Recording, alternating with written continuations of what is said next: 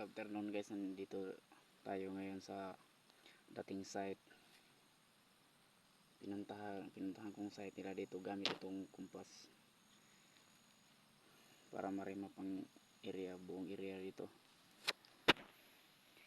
Yun, kita mo sa likuran yung malaking bato. Diyan sila kumuha ng reference marker daw, tulad ng kanilang remapping. At hindi na sila gumamit ng kumpas, diretsuhan sila ng final locator. At ano bang ginagamit nila ng mga gamit. Ngayon makita natin dito dalawang dig spot na sobra kalalim. Ipakita ko ngayon kung ano bang degrees yung tinira nila, naka-south ba sila o north or east ba, kung saan sila nag dig spot. So good afternoon guys, mga hunters ko dyan. Kita nyo yung buong area, nakasobra, super positive yun, no?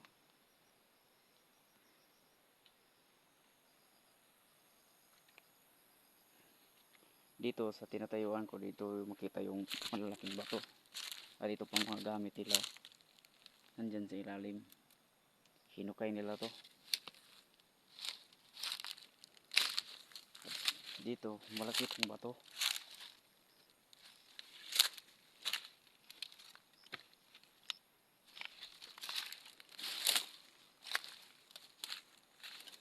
Dito may hole, yun ang hole, oh, na kanila na proceed. Galing dito yung tinuro ng hole na to. Ito yung kanilang dig spot, sobrang lalim niyan. Galing dito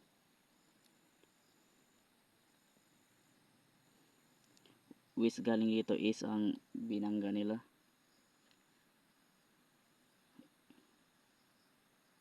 Yun, no? Is yung binangga nila. Galing dito tatamaan. Yun ang tatamaan, galing dito.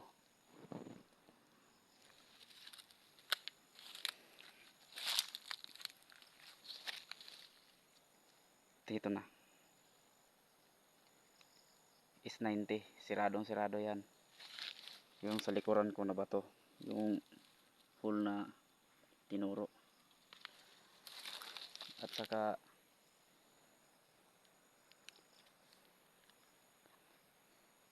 North 360 naman yung tinira nila. Ito, puntahan natin ang North 360.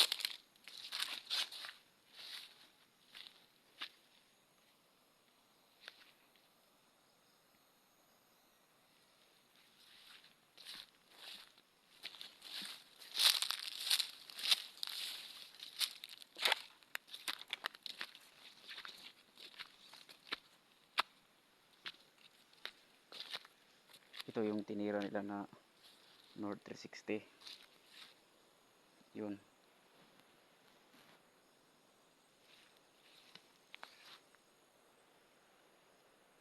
North 360 yan, sirado. At ito yung galing dito, yung bato na sinabi ko kanina, yung nagdala ng may butas or hole na papunta sa ice.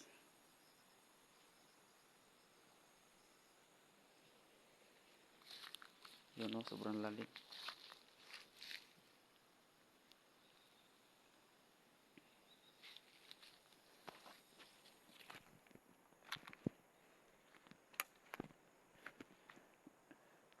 Ngayon galing naman dito sa 360, papunta tayo ng east naman.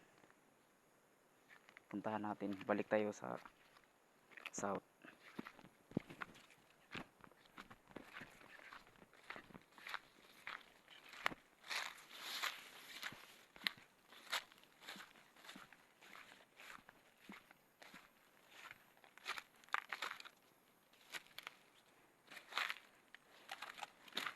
Ayan, nandito na tayo sa south. Balik tayo sa west natin, Taiwan natin kanina. Yung galing dito yung butas or hole. Puntahan natin yung east direction. Papakita ko sa inyo.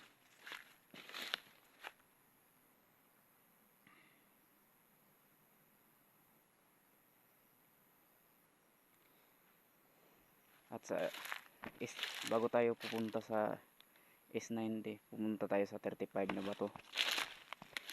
S35.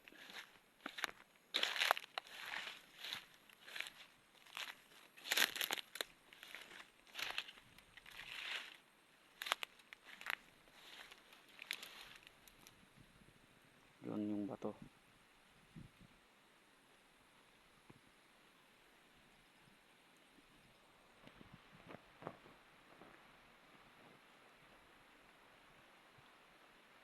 Yun, 35 yun. Punta tayo sa S.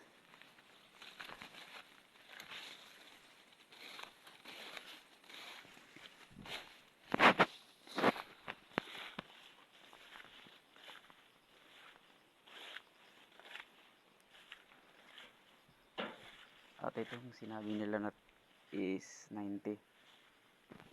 Yun, nakapundasyon. Sobrang lalim. Gumamit na sila ng blower. Yung mga hinawas nila na lupa galing sa ilalim.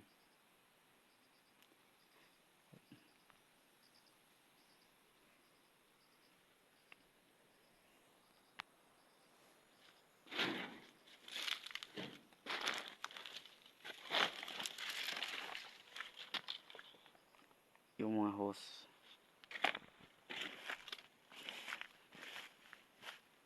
Yun, no.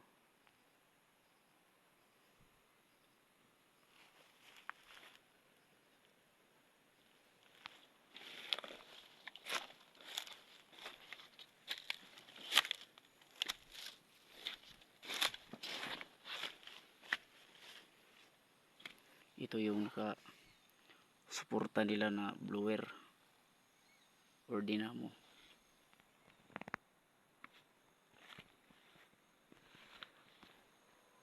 Galing dito pupunta tayo. Ito sinasabi nilang is talaga to. Puntahan natin ng nag-iba ang direksyon na.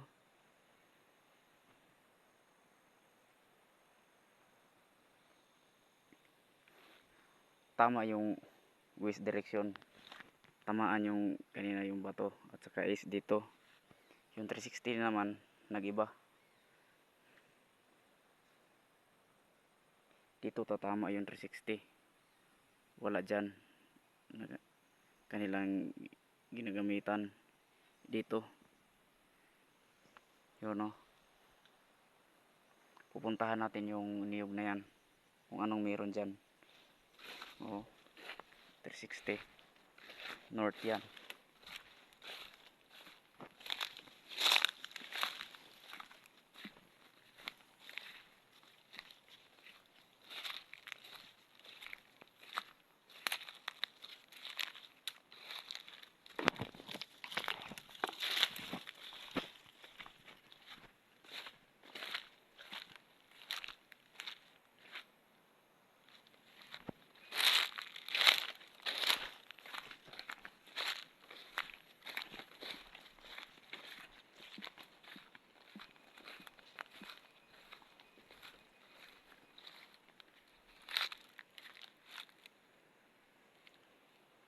Dito tumama yung north. 360 yan.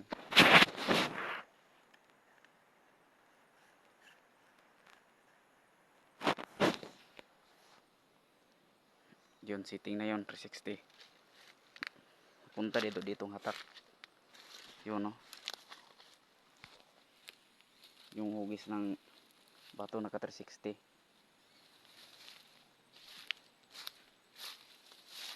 At dito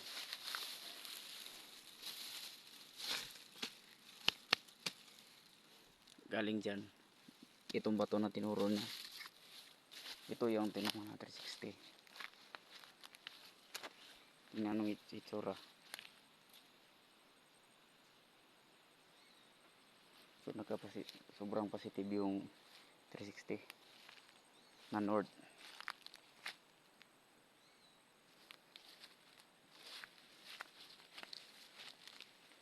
Galing dito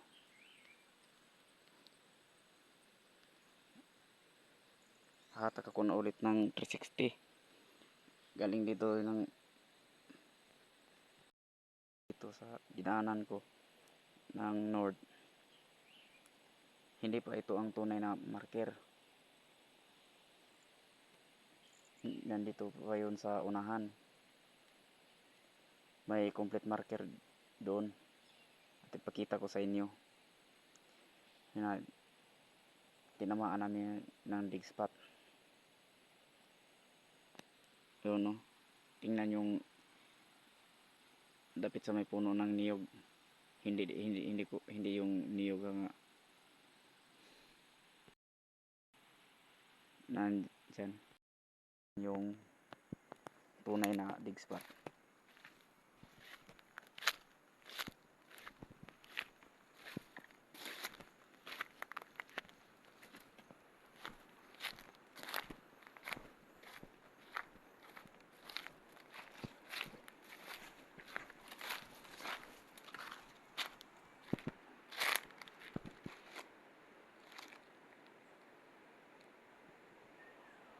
Yun, tatama ang north 360. Dito kami nag-proceed ng hukay. Dito nakuha yung gamit na banga. May banga kaming nahukay dyan.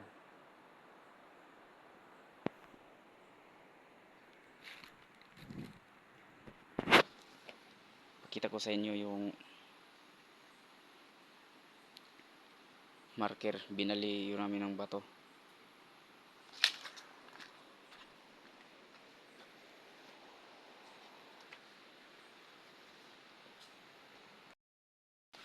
Yun yung marker na sinabi ko.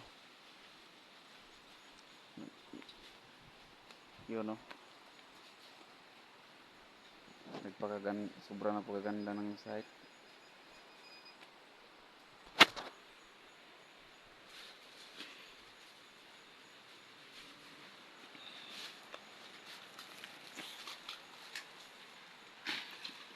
Letter C.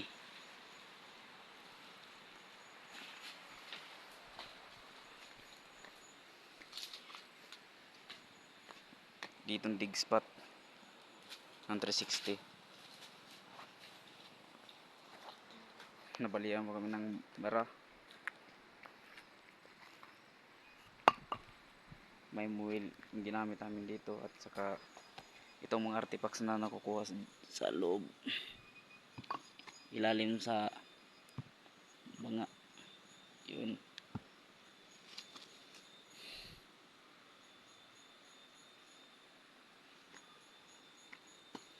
Itong paa.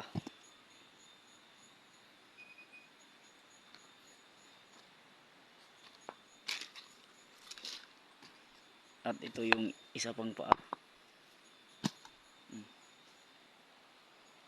Ganitong forma.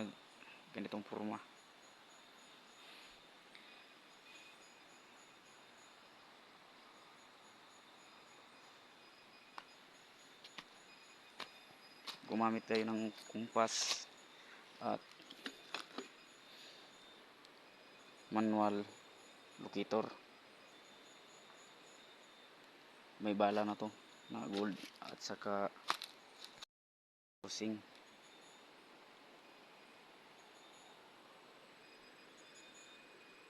Itong ginagamit namin dito.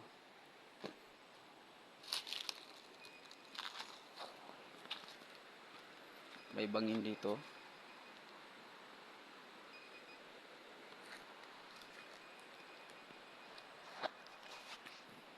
Yun sa isang tawan ko dito, meron silang ginagamitan ng pointer na tumunog dyan sa bato. Yun o, sobrang na capacited.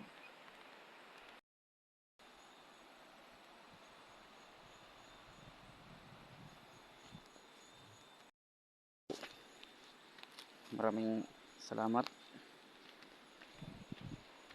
kung kapag gusto mo itong mga video ko, paki-subscribe and like na lang. Huwag niyong ipagkait na mag-subscribe at mag-like. Kapag subscribe mo naman, kapag gusto mo yung video ko, para updated ka sa mga video ko na ina-upload. Thank you.